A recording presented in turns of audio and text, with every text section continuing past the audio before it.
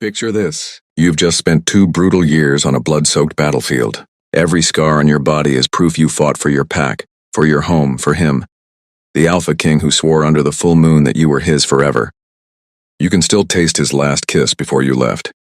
You carried that memory like armor when everything else was trying to kill you. You win the war. You come home a hero. The pack should be chanting your name. Your mate should be waiting at the gates with open arms and eyes only for you. Instead, you push open the doors of the Great Hall and see him and your alpha, your mate, your everything, with another woman perched on his lap. His fresh mark glaring on her neck like a brand new wound on your soul. What would you do if you walked in and saw that? Would you scream? Would you tear the hall apart wolf to wolf? Would you turn around and disappear into the night forever? Chapter 1. The Hero's Bitter Homecoming. The battlefield still echoed in my mind like a haunting melody. The clash of claws and fangs, the metallic tang of blood soaking the earth under a blood moon.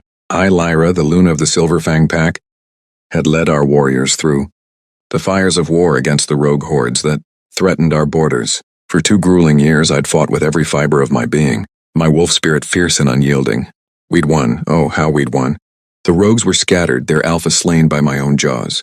I returned not just as Luna but as a hero, my pelt scarred but my heart swelling with the quiet joy of victory. There was a smile tugging at my lips even now, as I crested the hill overlooking our pack's territory, the familiar scent of pine and wildflowers wrapping around me like a lover's embrace. Home, finally. Home to Ronan, my Alpha King, my mate whose bond had been the anchor keeping me alive through the nightmares. But as I descended into the valley, that happiness began to fracture. Tiny cracks of unease spiderwebbing through my soul. The pack village was alive with lights, music drifting on the wind, flutes and drums in a rhythm that spoke of celebration. My steps quickened, my wolf senses sharpening. I could smell him already. Ronan's musk deep and commanding, intertwined with something else, something floral and sweet, not mine. My heart stuttered, a painful twinge that made me pause, one hand pressing against my chest as if to hold the pieces together. No, it couldn't be. We'd been mated for 5 years before the war called me away. Our bond was unbreakable, sealed under the full moon with bites that marked us eternally. Yet as I approached the grand hall, the center of our pack's life, the whispers grew louder. Pack members spotted me, their eyes widening in awe and pity. Luna Lyra, one murmured, bowing low, but his gaze darted away, laced with sorrow. I pushed open the heavy oak doors, the warmth of the hall enveloping me like a deceptive hug. Inside, the air was thick with the scent of roasted meats, ale, and arousal. Pack celebrations often turned primal, wolves giving in to their instincts. But my eyes locked on the throne dais at the far end. There he was, Ronan, my Alpha King, his broad shoulders draped in the royal fur cloak, his dark hair tousled as if fingers had run through it recently. His golden eyes, usually so piercing and devoted to me, were fixed on her. A woman, no, a she-wolf perched on his lap, her lithe body pressed against his, her neck arched in submission. And there, glaring like a fresh wound, was the mark, his bite on her pale skin raw and claiming. I knew Luna, Mira. I recognized her vaguely. A beta's daughter who'd always lingered too close. The world tilted. Pain lanced through me, sharp and unrelenting, like claws raking my insides. My mate, my everything, had betrayed our bond. While I'd bled for our pack, he'd found solace in another's arms. Tears burned my eyes, but I blinked them back, forcing a smile that felt like glass shards on my lips. Happy? How could I be? Yet there was a twisted joy in the strength surging through me. The war had forged me into something unbreakable. I wouldn't shatter here. Ronan, I called, my voice steady, cutting through the music like a blade. The hall fell silent, all eyes turning to me. He startled, his arms tightening around Mira before he shoved her aside, standing with a grace that once made my knees weak. Now it only fueled the fire in my veins. Lyra, he breathed, his voice a mix of shock and guilt. Those golden eyes flickering with regret. But was it real? Or just the fear of consequences? He approached, his scent overwhelming, stirring memories of tangled sheets and whispered promises under starlit skies. My body betrayed me, a flush of heat pooling low in my belly, despite the agony in my heart. Damn the mate bond. It lingered, a cruel thread pulling me toward him even now. You've returned, he said, reaching for me, but I stepped back, my smile turning bittersweet. The pain was excruciating, a hollow ache that made me want to howl, to let my wolf tear free and run until the hurt faded. Yet seeing him falter, the mighty Alpha King reduced to uncertainty, brought a spark of happiness, a smile that curved my lips genuinely this time. I'd survived worse than this. The war had taught me that love could be a battlefield too. The pack murmured, tension thickening the air like storm clouds. Mira slunk forward, her eyes narrowed, lips curled in a possessive snarl. She's back, but things have changed. Ronan, I'm your Luna now. Her voice was silk over venom, and she pressed against him, her hand trailing down his chest in a blatant display. Jealousy flared in me, hot and painful, but it mingled with a defiant joy. I was the hero. They couldn't erase that. Ronan's gaze devoured me, lingering on the scars that mapped my skin like badges of honor. The one across my collarbone from a rogue slash, the faint line on my thigh where I'd nearly lost my leg. His breath hitched, desire flashing in his eyes. And I felt it too, that unwelcome pull. Lyra, let me explain, he growled low, stepping closer, his hand brushing my arm. Sparks ignited at the touch, my skin tingling, my core clenching with remembered heat. Gods, why did he still affect me like this? The pain of betrayal warred, with the steamy rush of our past intimacies, nights where he'd claimed me, roughly against the forest floor, his teeth grazing my mark, whispering how I was his forever. But forever was a lie. I pulled away, my voice laced with sorrow and steel. Explain? While I fought for our future, you marked another. The pack hails me as hero, yet you treat me as forgotten. Tears slipped free now, hot trails down my cheeks, but I smiled through them. A painful, radiant thing, happy in my resilience, sad in the loss. The hall held its breath as Ronan lunged forward, his lips crashing against mine in a desperate, heated kiss. I gasped, my body responding instinctively, hands fisting in his shirt as his tongue invaded, tasting of ale and regret. Heat bloomed between us, my thighs pressing together against the ache, the steamy pull of our bond igniting like wildfire. For a moment I melted, the pain blurring into pleasure, his hardness pressing against me, promising the ecstasy I'd craved during lonely war nights. Yet I shoved him back, breathless, my lips swollen. No, I whispered, the word a dagger to my own heart. The happiness faded, leaving only the raw pain, but a smile ghosted my face. I was free in a way. Mira's growl echoed and Ronan looked shattered, his chest heaving. Lyra, please. The doors burst open then, a messenger panting. Alpha, rogues at the border, scouts report an ambush. Chaos erupted, but my eyes met Ronan's, the air thick with unresolved tension. I turned away, my wolf howling inside, ready to fight again. But this time for myself. As the pack mobilized, I slipped into the shadows, my heart a storm of emotions. Sadness weighed heavy, the pain of betrayal a constant throb. Yet there was a smile in my soul. The war hero Luna wasn't done yet. And perhaps in the midst of this agony, a new path awaited, one laced with unexpected heat and healing. Chapter 2, Shadows of the Past.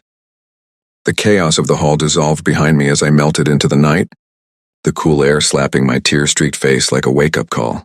The pack's shouts faded, rogues at the border, scouts scrambling, Ronan barking orders, but none of it reached the hollow inside my chest.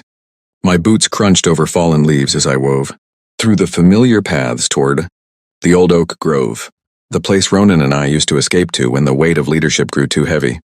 Back then we'd laugh, shift, chase each other under the moon until we collapsed in a tangle of limbs and fur, breathless and whole. Now the grove felt like a graveyard of memories. I sank against the massive trunk, knees drawn up, the rough bark biting through my tunic. The mate bond pulsed, a cruel reminder. Even severed in spirit, it still thrummed in my veins. Ronan's kiss lingered on my lips, salty with regret, hot with the same hunger that once set me on fire. My body ached for him despite everything, nipples tightening under the fabric at the mere thought of his hands, rough and possessive, sliding down my sides. Gods, the pain of wanting what had betrayed me was exquisite torture. Tears came again, silent and hot, dripping onto my scarred forearms. Sadness wrapped around me like fog, thick and suffocating. I'd given everything, blood, nights without sleep, pieces of my soul, to protect this pack, this man. And he'd replaced me with soft curves and easy submission. Yet beneath the ache, a small stubborn smile flickered. I'd survived the war. I'd led charges that broke enemy lines, felt the rush of victory when my jaws closed around throats that threatened my home. That strength hadn't vanished. It lived in me still, a quiet, defiant joy that refused to be extinguished. I wiped my face, breathing deep. The night smelled of pine and earth and something wilder, freedom maybe. A twig snapped. My head whipped up, wolf senses flaring. The grove wasn't empty. From the deeper shadows between the trees, golden eyes gleamed. Not Ronan's familiar burn, but something darker, more primal, A low growl rumbled through the underbrush, not aggressive, but watchful. My pulse kicked up, a mix of wariness and inexplicable heat. Who dared approach the hero Luna in her moment of fracture? Show yourself, I commanded, voice low but steady. My wolf stirred, ready to shift, claws itching beneath my skin. The figure stepped into a shaft of moonlight.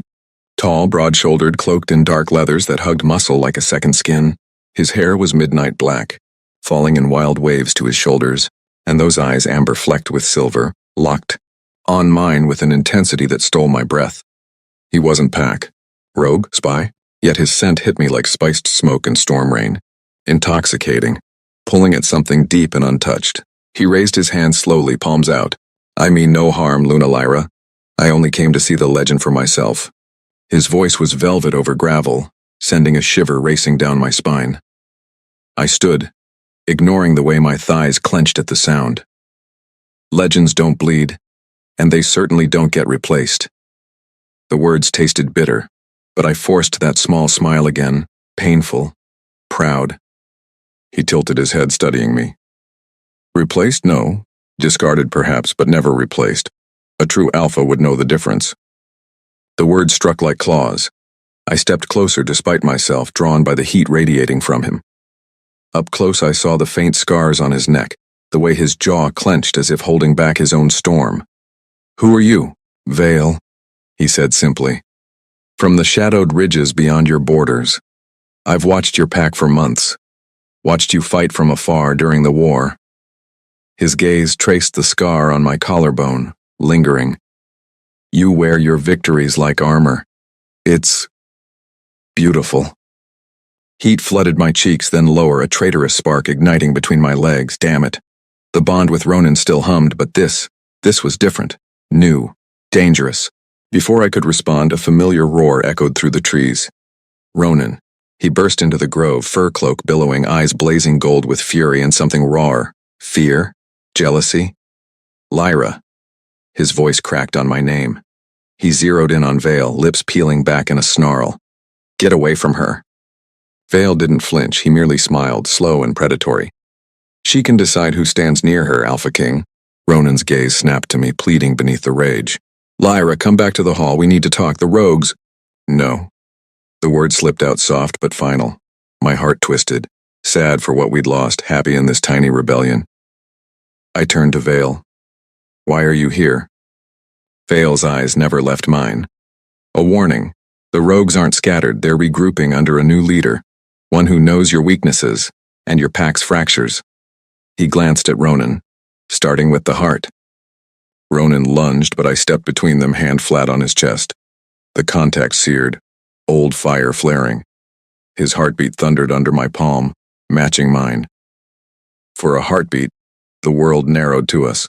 His warmth, his scent, the way his breath hitched when I touched him. Then he grabbed my wrist, pulling me close. Don't do this, he whispered, voice rough. Don't let him between us. I searched his face. Regret, desire, desperation. My body responded against my will, nipples peaking, core throbbing with remembered nights of him claiming me, teeth on my neck, hips slamming in rhythm until we both shattered. But the pain won. I yanked free, stepping back toward Vale. You already let her between us, Ronan. His face crumpled. Vale moved closer to me, protective, his hand brushing my lower back. Electric, promising. Ronan growled, but the distant howls of approaching rogues cut through the tension. They're here, Vale said quietly. Ronan tore his gaze from me, torn. Lyra. Go, I told him. Protect the pack, I'll handle the border. He hesitated, eyes devouring me one last time, hungry, broken, then turned and ran toward the alarms. Silence fell between Vale and me, heavy with possibility. He stepped nearer, close enough that I felt the heat of him. You're shaking. From anger, I lied. His fingers grazed my arm, tracing a scar with reverent slowness. Sparks danced across my skin. From more than that. His voice dropped, husky. I can smell it on you. The want, the hurt. Let me ease it. My breath caught. His touch was fire, gentle yet demanding. I leaned in despite myself, forehead brushing his chest. His arms encircled me slowly, pulling me against solid muscle. The world tilted as his lips found my temple, then my jaw. Soft, teasing, A moan escaped me, low and pained and needy. He tilted my chin up, amber eyes burning. Say no, and I walk away. I didn't say no. His mouth crashed down on mine. Hard, claiming, tasting of wild nights and forbidden promises. My hands fisted in his shirt, pulling him closer as tongues tangled, desperate. He backed me against the oak, hands sliding under my tunic, palms rough against my ribs, thumbs brushing the undersides of my breasts. I arched, gasping, the ache between my thighs turning liquid. He growled against my throat, teeth grazing where Ronan's old mark still scarred. This doesn't erase him, he murmured, but it can remind you you're alive. Tears slipped free even as I smiled. Bittersweet, broken, beautiful. Sad for the past, happy for this reckless spark of now. His hand dipped lower, cupping me through leather, pressure perfect. I whimpered, hips rocking instinctively. Then a howl split the night. Rogues. Close. We broke apart, breathing ragged. Vale's eyes darkened with promise. This isn't over. I nodded, wiping my lips, tasting him still. The pain lingered, sharp and real, but so did the smile. Small, fierce, hopeful. We shifted together, wolves bursting free, racing toward the border side by side. From the shadows, unseen eyes watched us go. Chapter 3. The Rogue's Whisper. The night air rushed past us in sharp, cold bursts as our wolves tore through the underbrush, paws pounding earth in perfect unspoken rhythm. Vale's larger black form stayed a half stride ahead, shoulders rolling with effortless power, while my silver-gray wolf matched him beat for beat. The border loomed closer, snarls and metallic clashes, already ringing out ahead like distant thunder. Yet even in the sprint toward danger, something electric hummed between us, not touch, not words, just the raw awareness of another predator running beside. Me who saw me, not the discarded Luna, not the hero trophy, but the woman still burning inside. We burst onto the ridge overlooking the eastern perimeter. Moonlight painted the scene silver and shadow. A dozen rogue wolves circling 3 of our border sentries, testing, probing, looking for weakness. Ronan was already there below, shifted back to human form, shirt torn, barking commands while Mira hovered at his side like a shadow claiming ownership. I felt the familiar stab, sadness so deep it almost felt like drowning. The kind that makes your lungs burn even when you're breathing. He looked up the slope and our eyes locked across the distance. For one heartbeat, everything stopped. The fight, the wind, the ache. His gaze held regret so thick I could taste it. And something hotter, hungrier, possessive still. Even after everything, my wolf wanted to bare her throat and bare her teeth at the same time. I forced my eyes away first. Vale's low rumble vibrated through my fur. They're baiting. Waiting for us to commit. I dipped my head once. Then let's give them something to commit to. We launched down the slope together. The clash was brutal and swift. I took the lead rogue, a scarred brute twice my size, straight in the flank, twisting midair to sink teeth into muscle and tear. He howled. I felt the hot spray across my muzzle.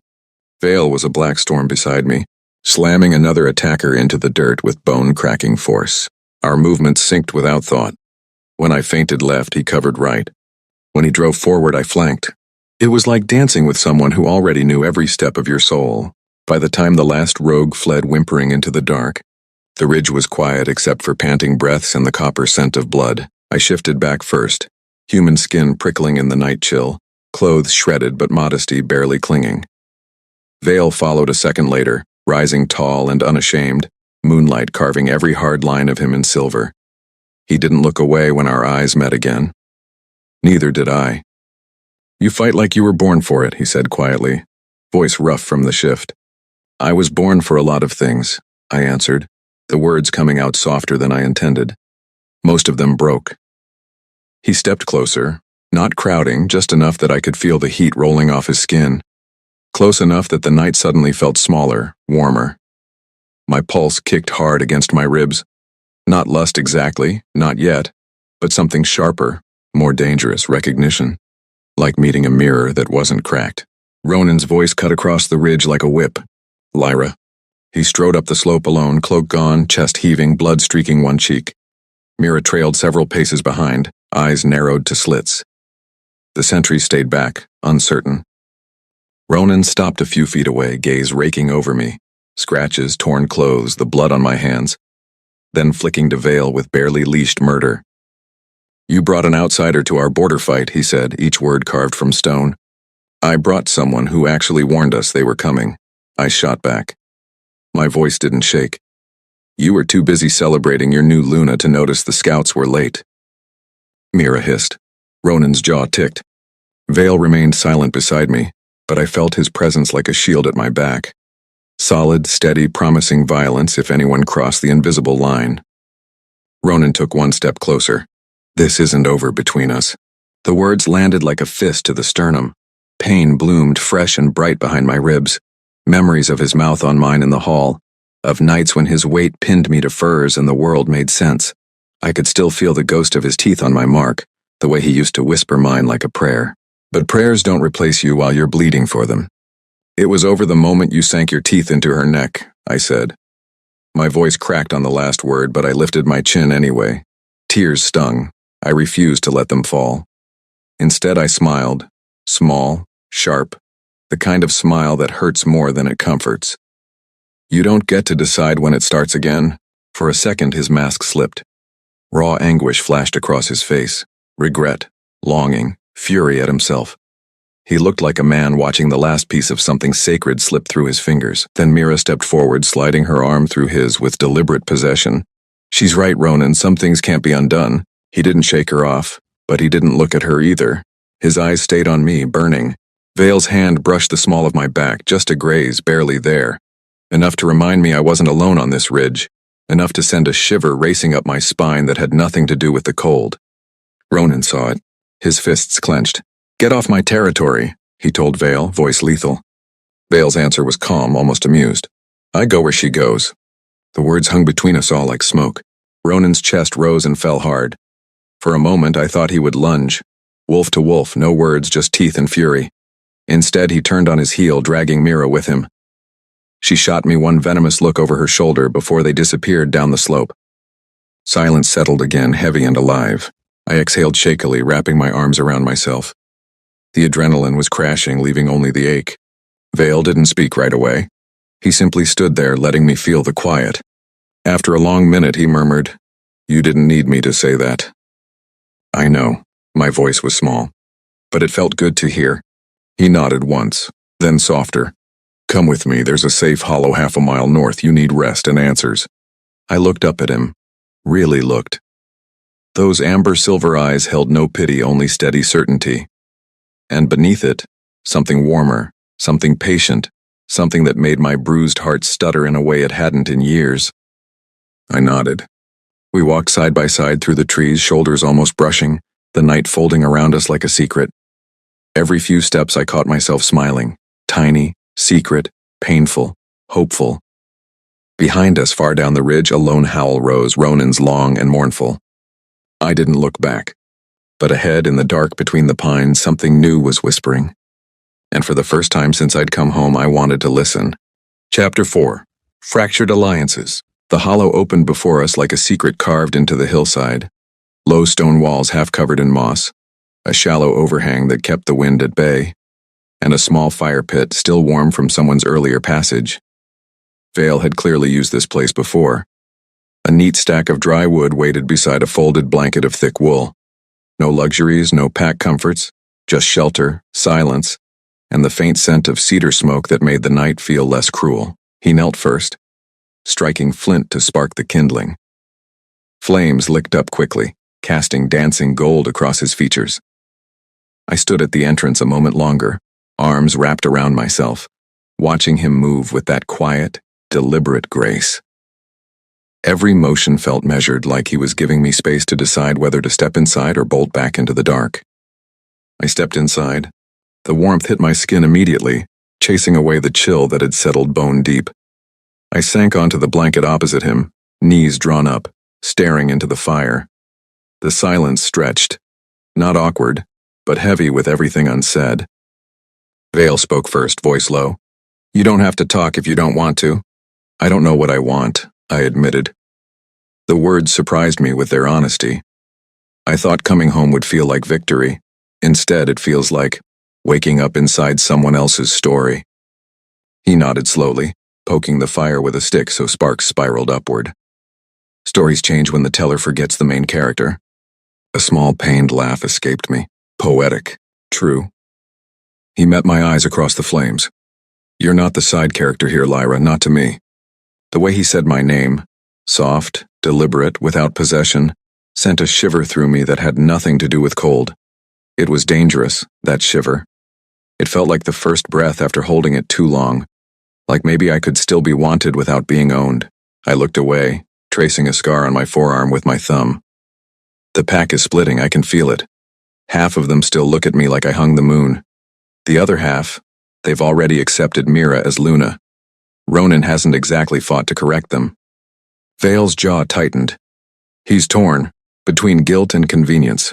And pride, I added quietly. He can't admit he was wrong without losing face. Another long silence. The fire popped, sending a log shifting. Then Vale asked very softly, "Do you still love him?"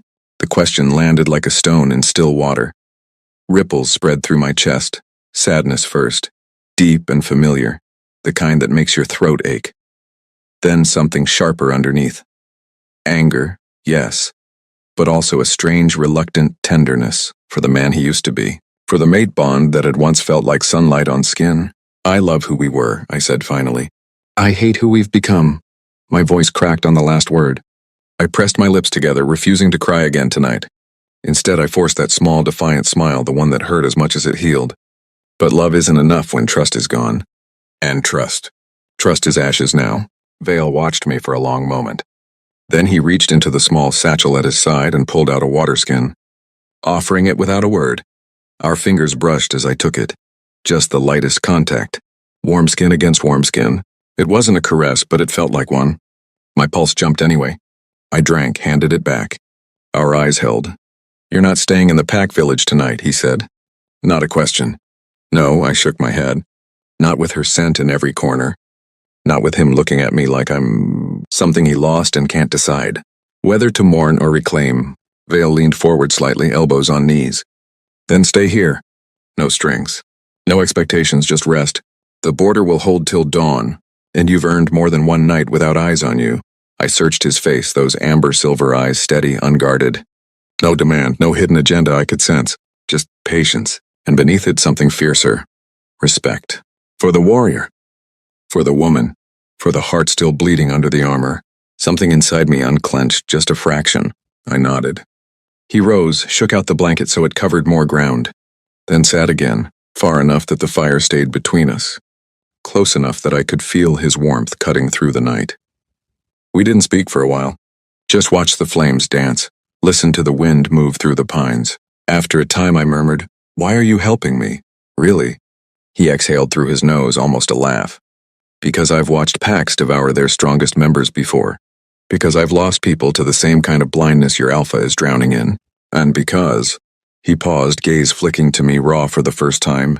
"Because the first time I saw you on that battlefield, 2 years ago, from a ridge miles away, you fought like the world owed you nothing, and you owed it everything. I've never forgotten it." My throat tightened. No one had ever described me that way. Not even Ronan in our best days. I swallowed hard.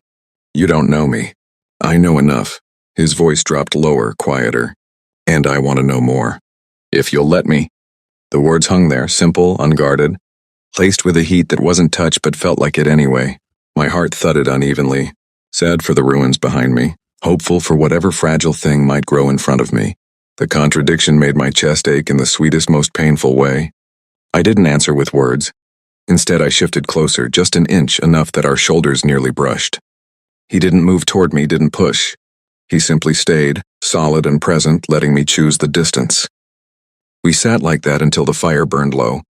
Eventually, my eyelids grew heavy. I lay back on the blanket, staring up at the stars visible through the overhang. Vale stayed seated, keeping watch. Just before sleep claimed me, I whispered, "Thank you." His answer came soft, almost lost in the crackle of embers. "Sleep, Lyra. Tomorrow we face whatever comes next. Together, if you want." I smiled into the dark, small, real, bittersweet. For the first time since I'd crossed back over the border, the weight on my chest felt a little lighter. Dawn was still hours away when the first, distant howl pierced the quiet, not a warning of rogues this time, but something sharper. A summons. From the heart of the pack village. Ronan's howl, calling the council. Calling me. Vale's head lifted, eyes narrowing. I sat up slowly, heart kicking hard again. Whatever fractured alliances waited in that hall, they were about to be tested. And I wasn't walking in alone. Chapter 5. Flames of Betrayal. The summons howled again, 3 long, commanding notes that vibrated through the trees like a blade drawn across stone. Ronan's voice in wolf form carried farther than words ever could. It wasn't just a call to council. It was a demand. A reminder of who still held the crown. I released Vale's hand the moment we cleared the hollow's entrance. Not because I regretted taking it, but because whatever came next needed to be faced with both hands free. He didn't protest. He simply fell into step beside me, shoulder a steady shadow at my side, close enough that I could feel the warmth of him cutting the pre-dawn chill. The path back to the village wound downhill, moonlight thinning as gray light bled along the eastern ridge. Every step pulled the knot in my chest tighter. Sadness had become a constant companion now, quiet, heavy, familiar. But tonight it felt edged with something new. Anticipation, not of reconciliation, of reckoning. We reached the, outskirts just as the first torches flared to life along the Great Hall's perimeter. Pack members were already gathering, elders in fur cloaks, warriors still streaked with border fight blood, younger wolves wide-eyed and whispering. Heads turned as we approached. Murmurs rippled outward like water disturbed by a stone. She's here, with the outsider. After everything, I kept my chin high, gaze forward. Let them look. Let them judge. I'd earned the right to walk these paths with or without their approval. The hall doors stood wide. Inside, the long table was lit by iron braziers, flames throwing long shadows across the faces already seated. Ronan sat at the head, still in human form now, dark hair damp with sweat, jaw set like carved granite. Mira occupied the seat to his right, the Luna's place, her posture regal, eyes glittering with triumph. The council flanked them, old Mara with her knowing gaze, Torin the grizzled war chief, several betas whose loyalty had always bent toward power rather than principle. Silence fell when Vale and I crossed the threshold.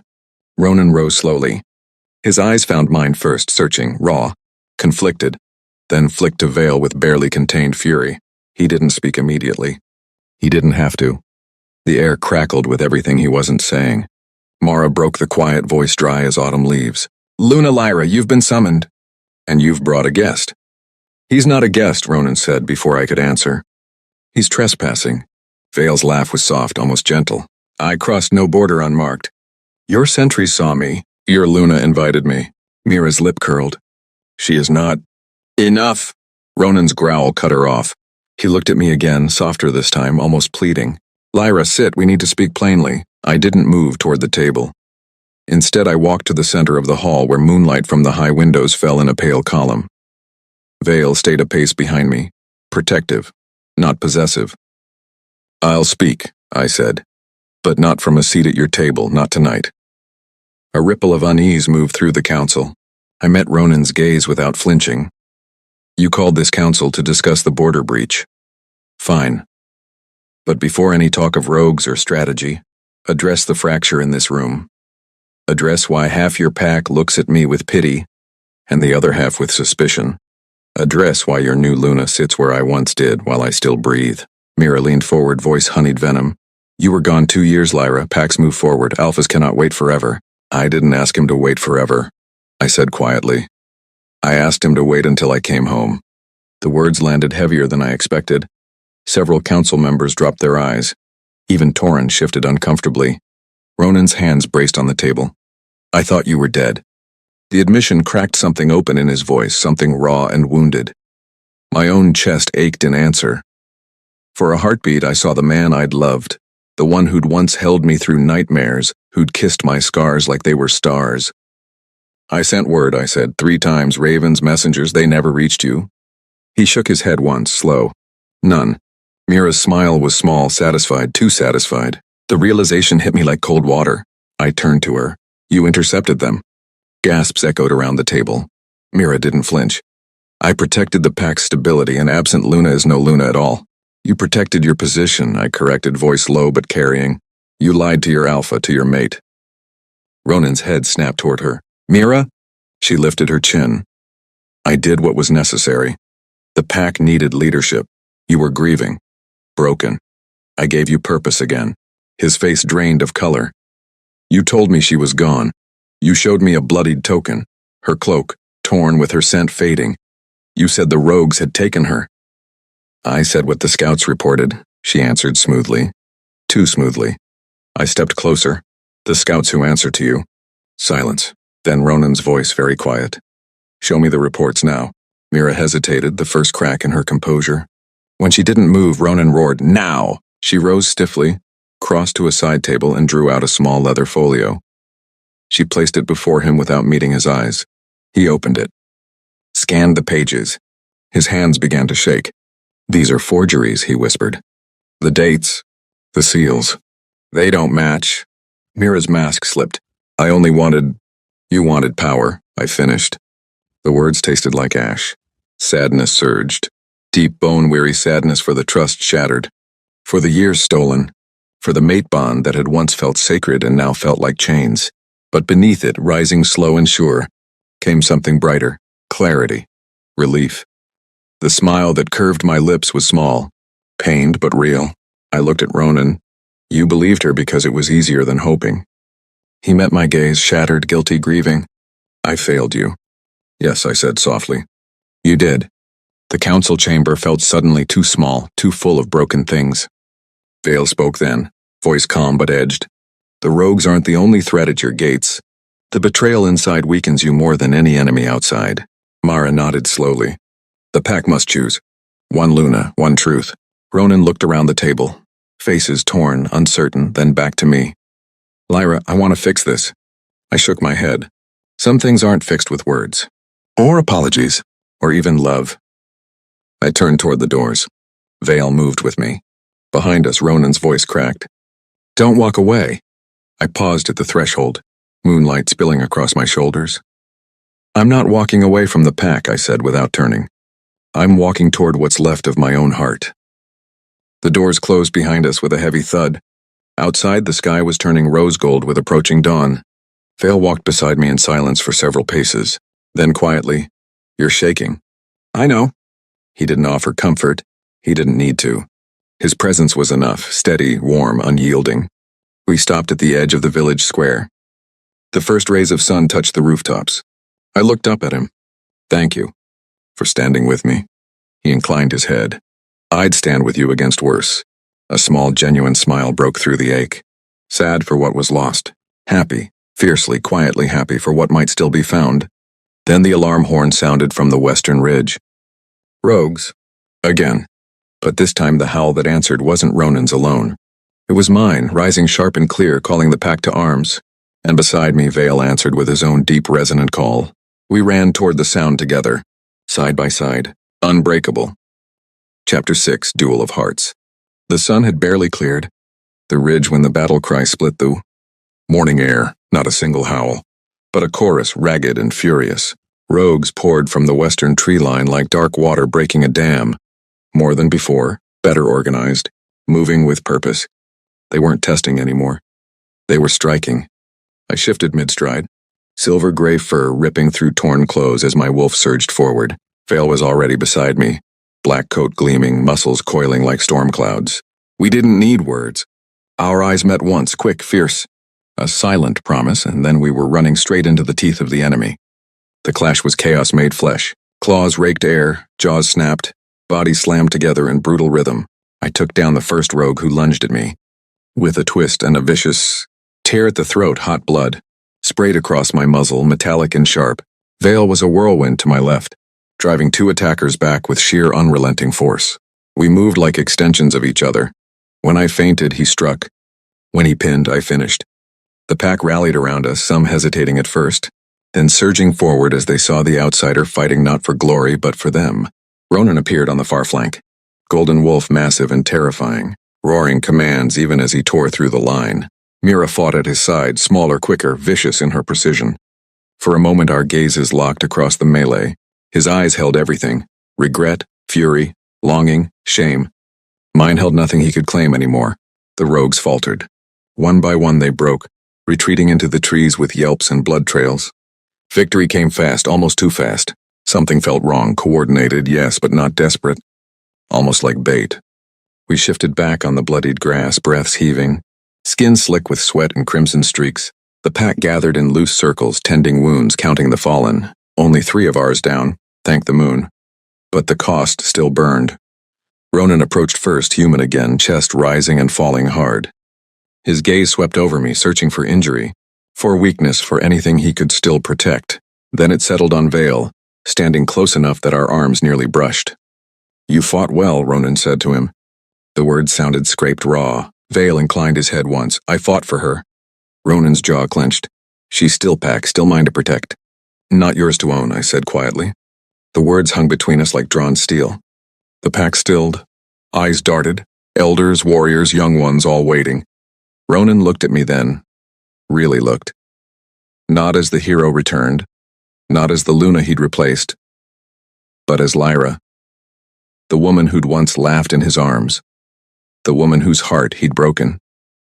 "I was wrong," he said, voice low enough that only those closest could hear. "About everything. The messages. Mira. Believing the easiest lie because the truth hurt too much to face." He swallowed. I let grief turn me into a coward. The admission cracked something in the air. Sadness rolled through me. Deep, tidal. The kind that makes your bones ache. I remembered nights before the war, his head on my chest, whispering futures we'd build together. I remembered the way his touch used to feel like home. That home was gone now, ashes underfoot, yet hearing him say it out loud in front of the Pack brought a strange, quiet relief. Not forgiveness, not yet. But truth. Finally, truth. I stepped forward.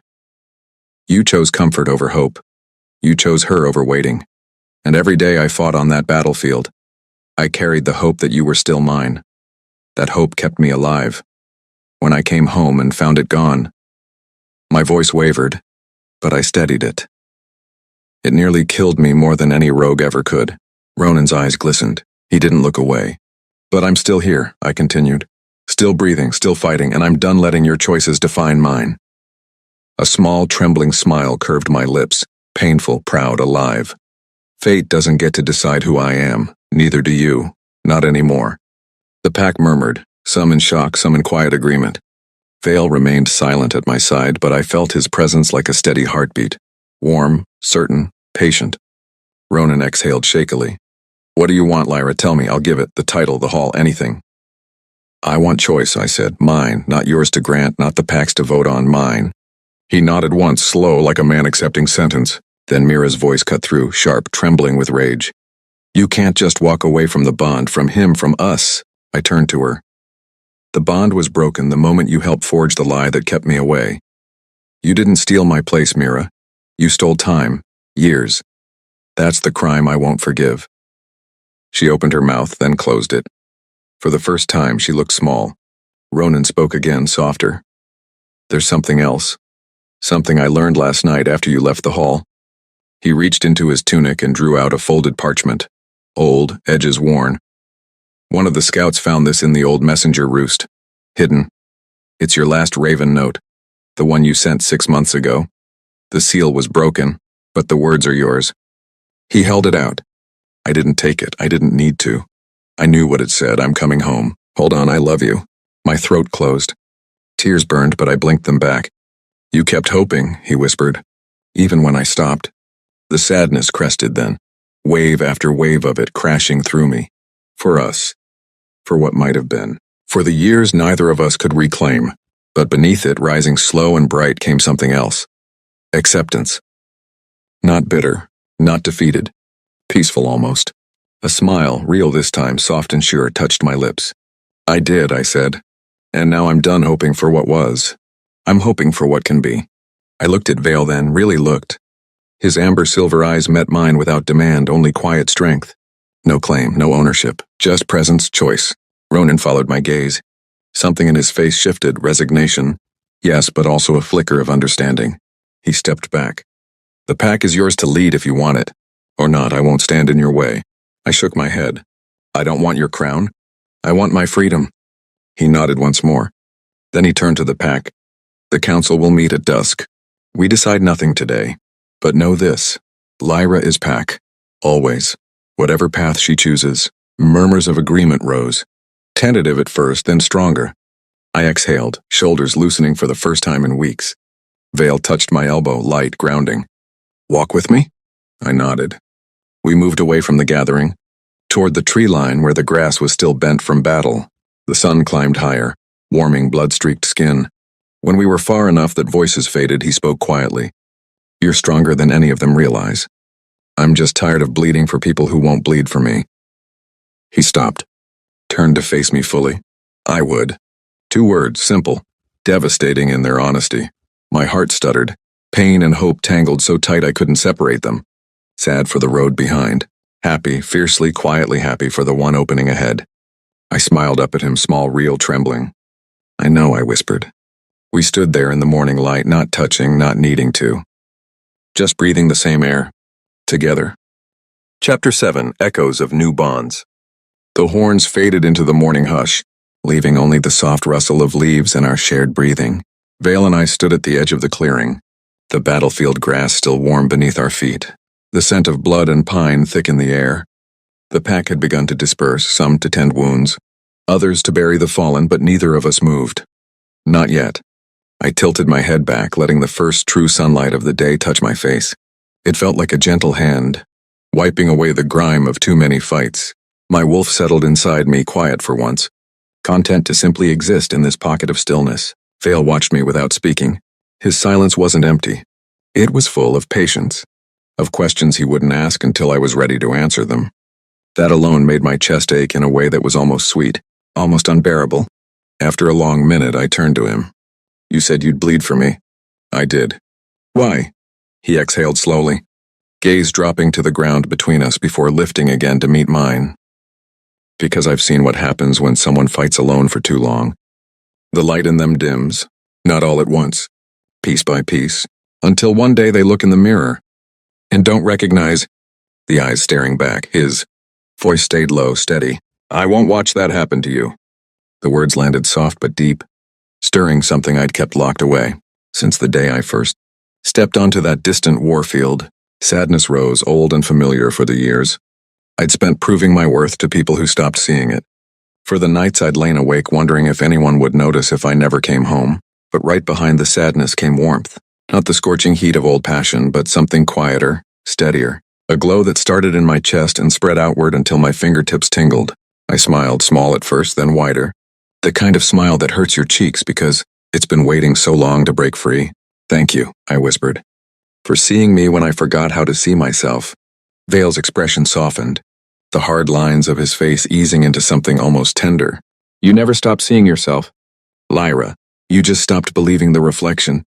We started walking then, slow, aimless, following no path in particular. The village lay behind us.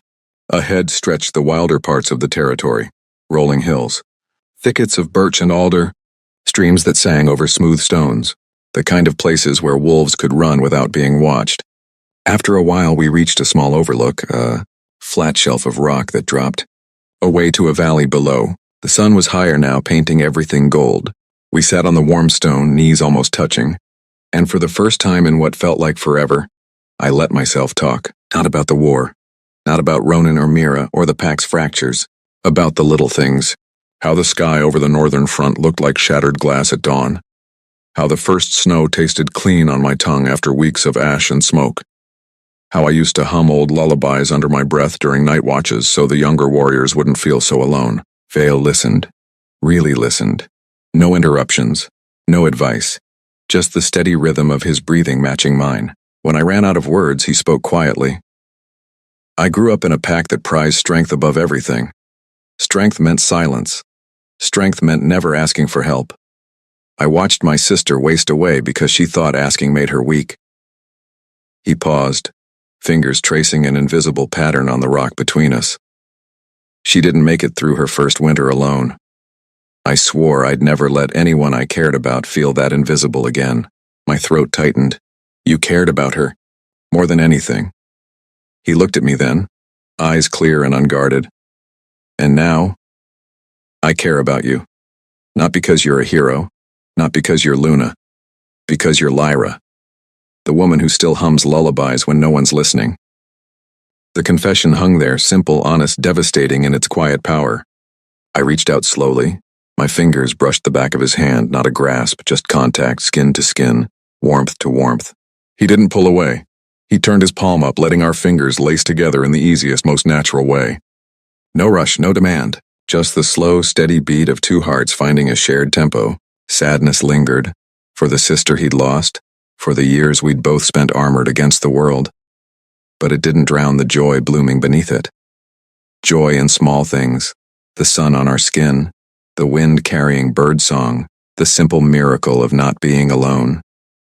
We stayed like that until the light shifted, and the valley below began to fill with evening shadow. Eventually I spoke, voice soft. What happens now? He squeezed my hand once. Whatever you choose. If you want to stay with the pack and rebuild, I'll stand with you. If you want to leave and find somewhere new, I'll walk beside you. If you need time alone to breathe, I'll wait. I laughed, a small, surprised sound. You make it sound so easy. It isn't. His thumb traced a slow circle over my knuckles. But it's honest. Honest. The word settled over me like cool water on fevered skin. I leaned my head against his shoulder, just enough to feel the solid warmth of him, the steady rise and fall of his breath. He didn't move closer. He didn't need to. The space between us had already shrunk to nothing. We watched the sun sink lower, turning the sky shades of rose and amber. When the first stars appeared, I lifted my head. I'm not ready to decide everything tonight. You don't have to. But I am ready for this. I lifted our joined hands between us. For someone who stays because they want to, not because fate or duty or guilt demands it. Vale's eyes softened further. Then I'm staying. A fresh wave of emotion crashed through me. Pain for the road behind. Fierce happiness for the one opening now. The contradiction made me feel alive in a way I hadn't since before the war. I smiled up at him, open, unguarded, real. He smiled back, slow, warm, full of quiet promise. We rose together, hands still linked, and started the walk back toward the village lights. Not as Luna, an outsider. Not as broken mate and stranger. Just as Lyra and Vale. Two souls who'd found each other in the wreckage. And for the first time in too long, the future didn't feel like a battlefield. It felt like possibility. Chapter 8. Trials of the Moon. The village fires had burned low by the time we returned, their embers glowing like scattered stars against the dark earth. Pack members moved quietly, carrying water, bandaging wounds, speaking in hushed tones that carried the weight of the day. No one stopped us. No one questioned why the outsider walked beside their returned hero with their hands brushing every few steps. The silence felt like permission. We paused at the edge of the central square. The great hall loomed ahead, its doors closed but torchlight leaking from the high windows. Inside, the council would already be gathering. Elders, betas, the few warriors whose voices still carried weight. Dusk had come and gone. The moon was rising fat and silver over the treetops. Vale glanced toward the hall, then back at me. They'll want answers tonight. I know. My voice came out steadier than I felt. And they'll want them from me. He studied my face for a long moment. You don't have to give them anything you're not ready to give. I'm ready. I met his eyes, those steady amber-silver depths that never demanded, only offered. Not for them. For me. A faint smile touched his lips. Small, proud, warm enough to chase the night chill from my skin. He inclined his head once. Then I'll be right here when you come out. I nodded, drew a slow breath, and walked toward the hall alone. The doors opened before I reached them. Mara stood on the threshold, old eyes sharp and knowing. She stepped aside without a word, letting me pass. Inside, the long table was lit by a single wide brazier. Flames danced across faces I'd known my whole life, some lined with worry, some with guarded hope, a few still shadowed by doubt. Ronan sat at the head, but he didn't rise. He looked smaller somehow, shoulders bowed under an invisible weight. Mira was absent. Whether by choice or command, I didn't ask. Torrin spoke first, voice rough from shouting orders all day. We've heard the stories, the forged messages, the intercepted ravens. The pack needs to know where we stand. One Alpha, one Luna, or none at all. Murmurs rippled around the table. I walked to the center of the room where moonlight fell in a pale pillar through the open roof. I didn't sit. I didn't bow. I simply stood. I'm not here to reclaim a title, I began. I'm here to tell you the truth as I see it. Silence settled, thick and expectant. I fought for this pack when no one else could. I bled for it. I carried its name into battles that should have killed me. And when I came home, I found part of it had already moved on without me. My gaze swept the faces, some flinching, some nodding slowly. That hurt deeper than any claw or fang. But pain doesn't erase duty. It sharpens it. I paused, letting the word settle. The bond with Ronan is broken. Not by fate, not by me. By choices. His. Mira's. Mine too. I chose to survive when others might have given up. I chose to come back when staying away would have been easier. And now I choose again. Ronan's eyes lifted to mine. They were red-rimmed, exhausted but clear. No anger, no possession, just listening.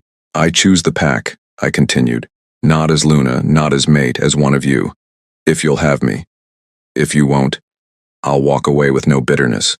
But know this, I will never again let anyone decide my worth for me. Not an alpha, not a council, not even the moon herself. A long hush followed.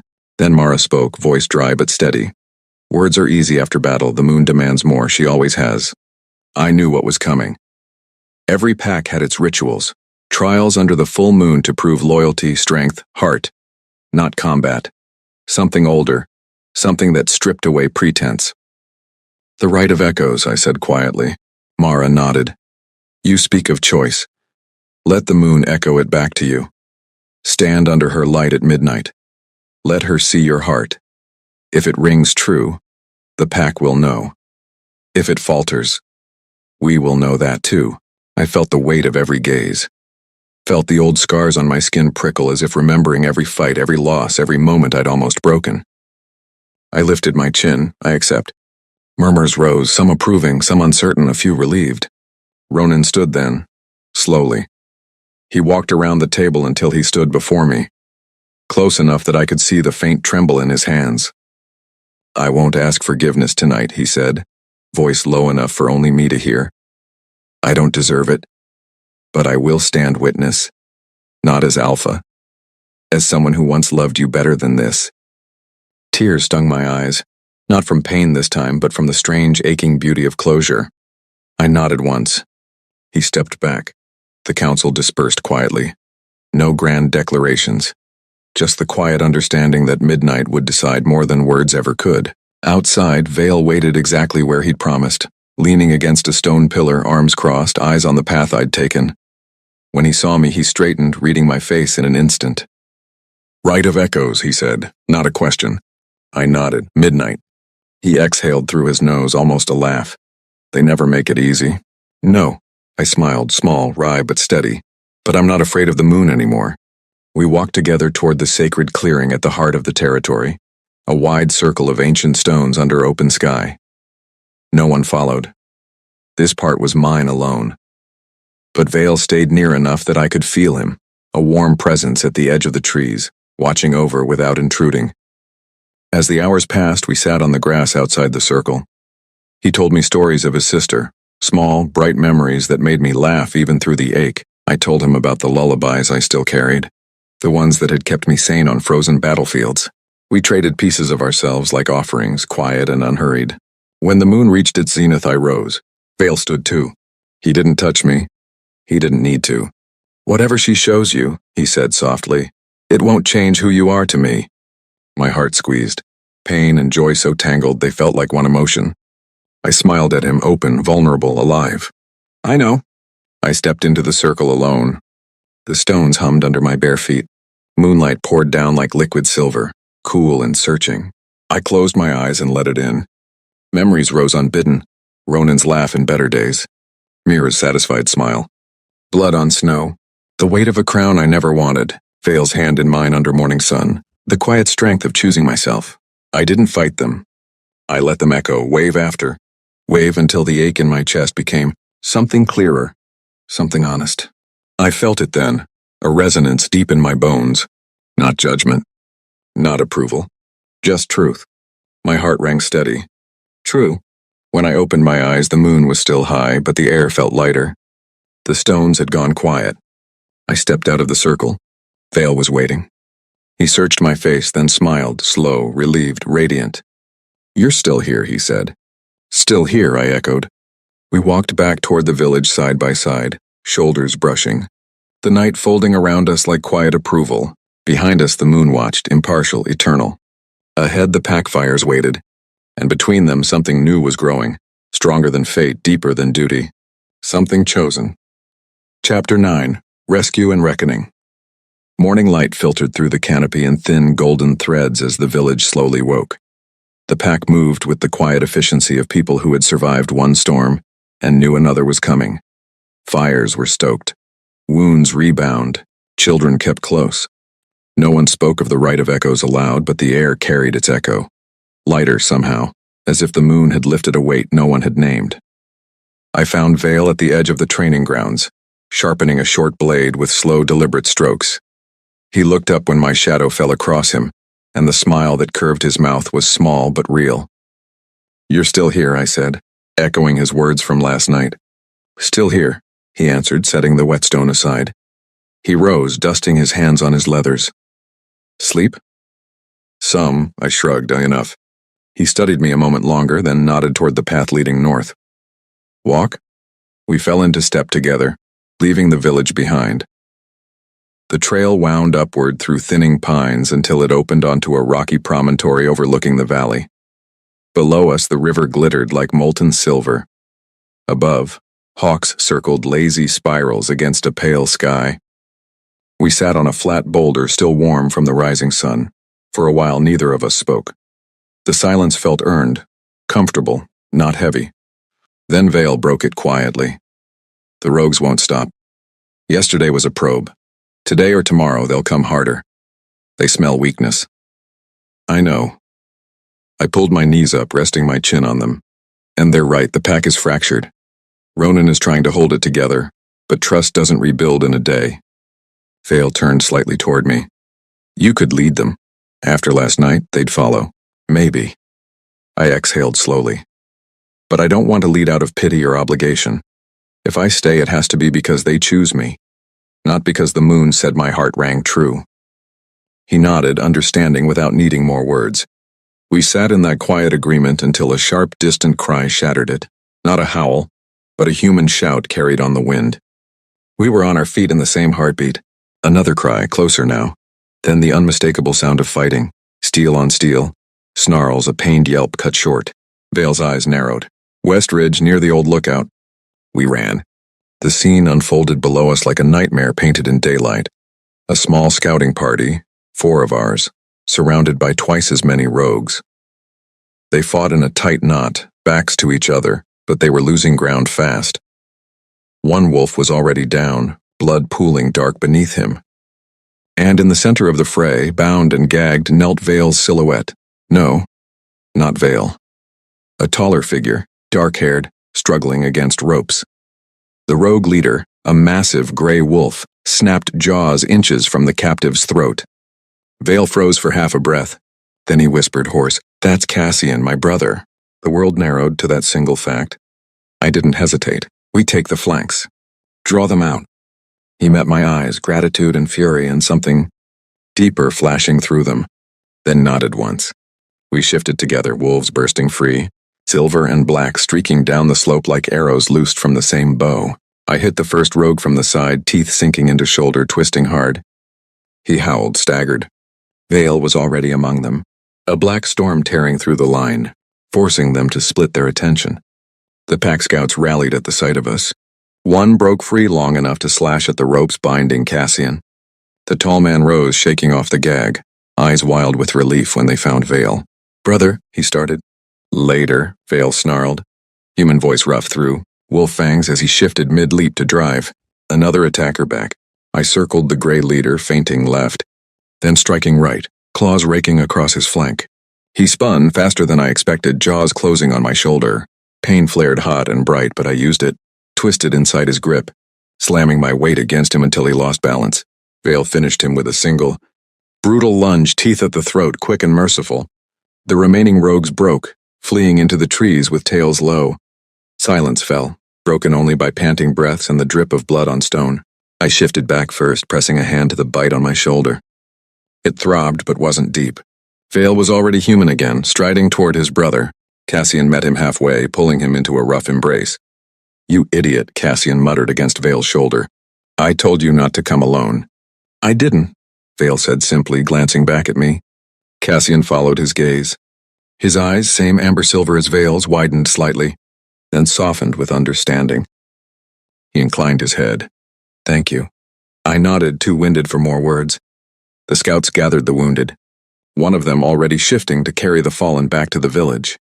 Vale helped Cassian to his feet. The taller man limped but stood tall. We started the walk down together, slow, battered, alive. Halfway to the village, Cassian spoke low to Vale. They took me 3 nights ago. Said they wanted leverage. Said your name like it was a curse. Vale's jaw tightened. They'll regret it. Cassian glanced at me again. They mentioned her too. The hero Luna. Said she was the key to breaking Silverfang for good. A chill moved through me. Not fear exactly, but the cold certainty of a larger game. Vale's hand brushed mine, brief, grounding. They won't touch her. Cassian studied us both for a moment, then smiled faintly. I can see that. We reached the village outskirts just as the sun climbed toward noon. Pack members rushed forward, some to help the wounded, others to stare at the stranger who looked so much like Vale. Ronan appeared at the gate, face drawn, eyes scanning the group until they found me. Relief flickered across his features, followed quickly by something more complicated when he saw Cassian in the way. Vale stood close to my side. He approached slowly. Report. One of the scouts stepped forward, voice steady despite the blood on his tunic. Ambush, they were waiting. Took Cassian here as bait. Lyra and the outsider turned it. Ronan's gaze settled on Vale's brother. You're... Cassian, he answered. Vale's kin. And grateful. Ronan nodded once, then looked at me. You're hurt. It'll heal. I met his eyes, calm, no anger, no plea. Just truth. We need to talk strategy, all of us. The rogues aren't random anymore. They're hunting. He exhaled, shoulders dropping a fraction. Council chamber. 1 hour. I nodded. As the crowd began to disperse, Vale leaned close, voice for my ears alone. You're bleeding. I know. Let me look at it. I smiled, small, tired, but warm. Later, first we plan. He didn't argue. Just stayed at my side as we walked toward the hall. Behind us, the sun burned higher. Ahead, the reckoning waited, not just with rogues, but with every choice still hanging in the air. And for the first time, I felt the weight of it all, and didn't buckle. Because I wasn't carrying it alone anymore. Chapter 10, the final mark. The braziers in the great hall had burned down to steady orange coals by the time the council reconvened. Smoke curled lazily toward the open roof, carrying the faint scent of cedar and iron. Every seat was filled, elders, warriors, even the younger ones who usually lingered at the edges. No one whispered. The air felt thick with anticipation, like the moment before a storm breaks. Ronan stood at the head of the table, hands braced on the wood, eyes shadowed but clear. He didn't look like a king claiming power. He looked like a man laying down a burden. I called you here to end uncertainty, he began, voice carrying without effort. The rogues are no longer probing. They're gathering. Scouts report their numbers swelling at the northern pass. Organized, armed, led by someone who knows our weaknesses too well. He paused, gaze sweeping the room until it settled on me. And they want Lyra. They believe breaking her breaks us. Murmurs rose, sharp, angry. A few fists clenched on the table. Ronan lifted a hand. Silence returned. I've failed this pack in ways I can't undo, he continued. I believed lies when I should have searched for truth. I replaced loyalty with convenience. I let grief blind me. His voice cracked on the last word, but he didn't look away from me. So today I step aside, not in defeat, in repair. The crown passes to the one who has never stopped fighting for Silverfang, even when Silverfang stopped fighting for her. He reached up, unclasped the heavy fur mantle at his shoulders and let it fall to the floor. The sound was soft, final. No one moved. Then Mara rose slowly, joints creaking. The pack must choose. Voice by voice, one by one they spoke. Torin first, Lyra, an elder woman whose son I'd pulled from the front line 2 winters ago. Lyra. A young warrior who'd once feared my name, Lyra. The chorus grew, steady, certain, overwhelming. When the last voice fell silent, Ronan exhaled like a man who'd been holding his breath for years. He looked at me again. It's yours if you want it. I stepped forward into the center of the hall. Moonlight from the roof opening spilled across my shoulders, cool and bright. I don't want the crown, I said, I never did. But I want this pack whole, strong, honest, so I'll lead if you'll lead with me. No thrones, no titles that divide, just us, together. A ripple of agreement moved through the room. Nods, soft affirmations, a few relieved smiles. Ronan inclined his head once. Then it's done. He stepped aside. I didn't take his place at the head. Instead, I turned to the doors. The rogues won't wait for ceremony. We meet them at dawn on our terms. The hall erupted, not in cheers, but in motion. People rose, voices overlapping with plans, questions, resolve. Vale found me outside as the crowd spilled into the night. He'd been waiting near the pillars again, arms crossed, eyes tracking every face that passed. You're shaking, he said quietly when I reached him. From everything, I admitted. My shoulder still throbbed from the earlier bite. My heart felt too full and too raw at once, but good shaking. The kind that means something's finally shifting. He smiled, slow, warm, the kind that made the night feel smaller and safer. You did that. We did. Cassian appeared behind him, limping less now, expression lighter. Brother, Luna, he dipped his head to me. The scouts are ready. We'll hold the northern ridge till you give the word. I nodded. Thank you. Both of you. Cassian glanced between us, then clapped Vale on the shoulder. Don't be long. Dawn comes fast.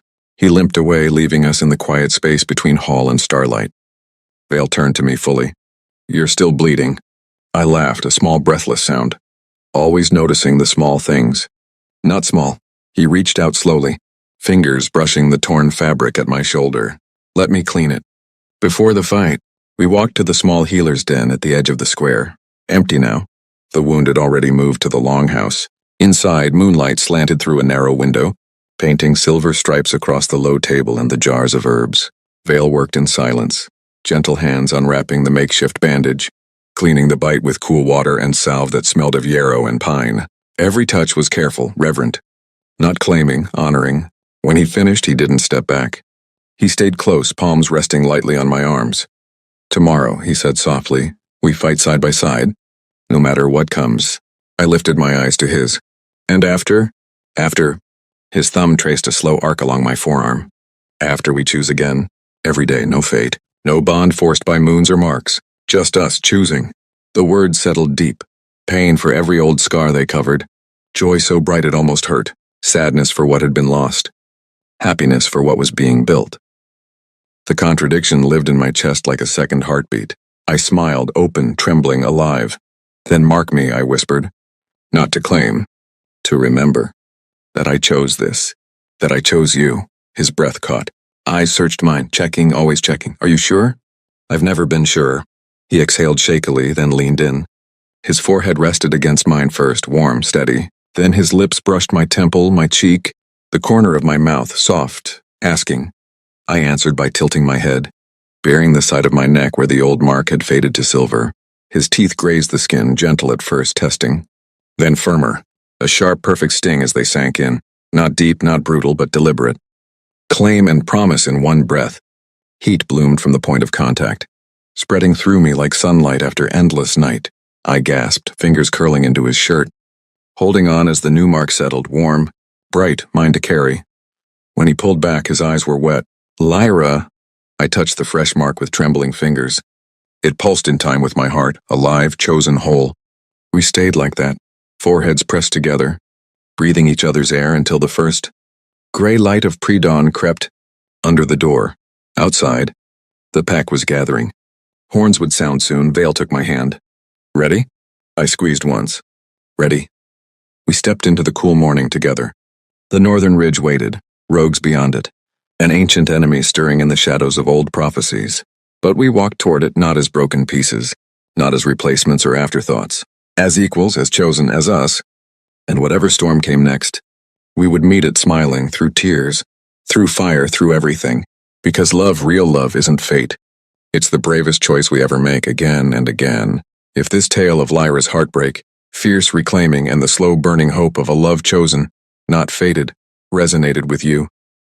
If you felt the ache of betrayal in your chest, the quiet thrill when she finally smiled through the pain, the way your own heart lifted when she said, I choose this under the moonlight, then let me ask you something. What would you do if you came home from your own war, any war, and found the person who promised forever had already given their mark to someone else? Would you shatter? Would you burn it all down? Would you walk away forever? Or would you, somewhere deep inside, find the strength to choose yourself first? And then maybe, just maybe, Choose someone new who sees every scar and still stays. Drop a comment below and tell me, which version of Lyra lives inside you right now? The one still grieving what was lost? The one smiling through the tears as she rises? Or the one already reaching for a hand that doesn't demand but simply offers? And if this story left you wanting more, of second chance heat, of chosen bonds, of wolves who fight for love instead of fate, hit that like so, share it with someone who needs to remember they're allowed to choose again, and tell me in one word or one sentence, what does Lyra's final mark make you feel? I'm reading every single reply. Your words become part of the next story. Let's keep choosing together.